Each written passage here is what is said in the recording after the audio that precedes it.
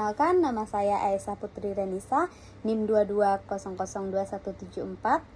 Baiklah, dalam video kali ini saya akan menjelaskan mengenai citra lembaga atau bagaimana caranya membentuk citra lembaga. Baik, sebelum saya menjelaskan terlebih dahulu tentang citra lembaga, kita harus tahu dulu apa itu citra lembaga. Citra lembaga merupakan gambaran tentang sikap mental atau ide yang dihasilkan oleh seseorang atau organisasi atau kepribadian. Citra menjadi kepribadian atau personality yang ditunjukkan kepada masyarakat sekitar atau publiknya. Kalau lembaga atau organisasi berarti kepada publiknya, baik publik internal atau publik eksternal. Jadi sedikit saja kesalahan bisa merusak image atau citra dari sebuah organisasi atau perusahaan. Dan bisa dibawa oleh publik mengenai seberapa hebatnya sebuah perusahaan atau organisasi atau seberapa gagalnya di mata orang lain atau publik yang melihatnya. Jadi jika kita ingin berbuat sesuatu, maka kita harus berpikir terlebih dahulu bagaimana supaya citra dari sebuah perusahaan atau organisasi yang kita ampu atau yang telah kita gemban selama ini tidak tercoreng nama baiknya. Citra terdapat atau terbagi menjadi 3 konsep. Yang pertama, penilaian. Yang kedua, anggapan atau pendapat. Dan yang ketiga, itu adalah gambaran terhadap sesuatu hal. Baiklah, yang selanjutnya yang akan saya jelaskan yaitu mengenai tujuan dan fungsi dari public relation. Public relation atau hubungan masyarakat telah menjadi tren manajemen di Indonesia dengan berbagai istilahnya. Hal ini bisa dilihat dari bentuknya atau bagian atau divisi dari public relation dalam banyak perusahaan, baik profit maupun non-profit. Public relation juga berkembang dengan analogi yang beragam, tergantung bagaimana orang mempersepsikannya. Ada yang mendeskripsikan tugas public relation sebagai protoker, fotografi, tugas mengatur dan servis wartawan, menjawab berita, mengkliping koran, mengelola bulletin, event organizer, sampai dengan analog sebagai penyelamat organisasi dari citra buruk di mata masyarakat. Public relation merupakan proses pembuatan koneksi yang tulus antara orang atau organisasi dari orang-orang yang benar-benar bisa mendapatkan keuntungan. Tujuan dari public relation atau tujuan utamanya adalah mempengaruhi perilaku secara individu maupun kelompok saat saling berhubungan melalui dialog dengan semua golongan di mana persepsi, sikap dan opininya penting terhadap suatu kesuksesan sebuah perusahaan. Tujuan public relation yang pertama yaitu menumbuh kembangkan citra perusahaan atau organisasi yang positif untuk publik eksternal atau masyarakat dan konsumen. Yang kedua yaitu mendorong tercapainya saling pengertian antara publik sasaran dengan eksternal atau masyarakat atau sasaran dengan perusahaan.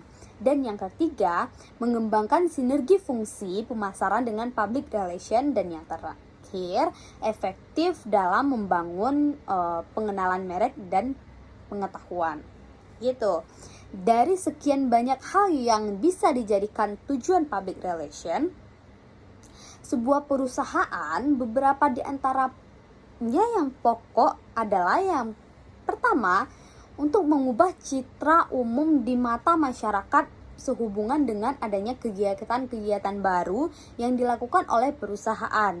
Yang kedua, meningkatkan bobot kualitas para calon pegawai. Dan yang ketiga, yaitu untuk menyebarluaskan suatu cerita sukses yang telah dicapai oleh suatu organisasi atau suatu perusahaan kepada masyarakat atau konsumen dalam rangka mendapatkan pangkuan atau dalam rangka mendapatkan pengakuan. Yang keempat yaitu untuk mempersiapkan dan mengkondisikan masyarakat bursa saham atas rencana perusahaan untuk menerbitkan saham baru atau saham tambahan. Secara keseluruhan, tujuan dari public relation adalah untuk menciptakan citra baik suatu perusahaan sehingga dapat menghasilkan kesetiaan publik terhadap produk yang ditawarkan oleh perusahaan. Selain itu, public relation juga bertujuan untuk menciptakan atau membina dan juga memelihara sikap budi yang menyenangkan bagi lembaga atau organisasi di satu pihak dan dengan publik di lain pihak, dengan mengkomunikasikan yang harmonis dan juga timbal balik. Tujuan public relation menurut Hairunisa tahun 2018 merupakan tujuan public relation yang menurutnya diantaranya yang pertama menurut Jeff Kins, tujuan dari public relation adalah meningkatkan favorable image atau citra yang baik dan mengurangi atau mengklis. Dan yang kedua sama sekali unfavorable image atau citra yang buruk terhadap organisasi tersebut. Yang ketiga menurut Charles Steinberg, tujuan dari public relation adalah menciptakan opini publik yang favorable tentang kegiatan-kegiatan yang dilakukan oleh badan yang bersangkutan. Yang keempat yaitu menurut Dimok Marshall, tujuan public relation dibagi menjadi dua, yaitu secara positif dan secara defensif. Secara positif yaitu berusaha untuk mendapatkan dan menambah penilaian dan goodwill suatu perusahaan, sedangkan menurut defensif yaitu berusaha untuk membela diri apabila terjadi kesalahpahaman antara organisasi dengan masyarakat. Gitu. Secara keseluruhan, tujuan public relation dapat dirumuskan yang pertama menciptakan citra yang baik, memelihara citra yang baik, meningkatkan citra yang baik, dan memperbaiki citra jika citra organisasi menurun atau rusak. Tujuan public relation menurut Wijaja dalam Putri Fauziah Kurnia Akbar tahun 2018 merupakan suatu kegiatan pendekatan dengan publiknya baik secara internal maupun eksternal dengan melalui pendekatan yang bersifat informatif, edukatif, dan persuasif. Pendekatan dalam hal ini merupakan cara dalam menyampaikan informasi bagi public relation atau agar pesan yang diterima dengan maksimal oleh publik. Fungsi utama dari public relation adalah membantu organisasi agar ia selalu punya hubungan harmonis dengan berbagai publiknya melalui kegiatan komunikasi. Konsep public relation sebagai komunikasi dua arah menekankan pentingnya pertukaran komunikasi atau saling memahami dengan menekankan pada penyesuaian organisasi. Karena dengan hubungan yang demikian itulah sebuah organisasi akan mendukung keberadaan organisasi, program-program, dan kebijakan organisasi. Fungsi public relation akan lebih optimal dan mencapai sasaran yang telah ditentukan apabila ditunjang oleh fungsi dan struktur dalam organisasi, yaitu duduk sebagai bagian dalam top manajemen. Karena dalam prakteknya, public relation belum mendapatkan apresiasi yang semestinya. Perlu upaya-upaya untuk mereposisi peran dan fungsi strategis public relation dalam organisasi.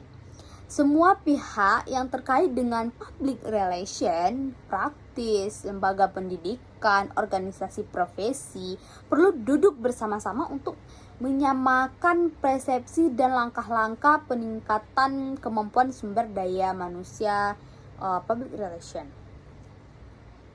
Praktisi dari public relation perlu meningkatkan kemampuannya selain komunikasi juga kemampuan manajerial, strategi, etik, riset, dan sebagainya agar dapat mempengaruhi manajemen puncak dan menjalankan peran profesionalnya.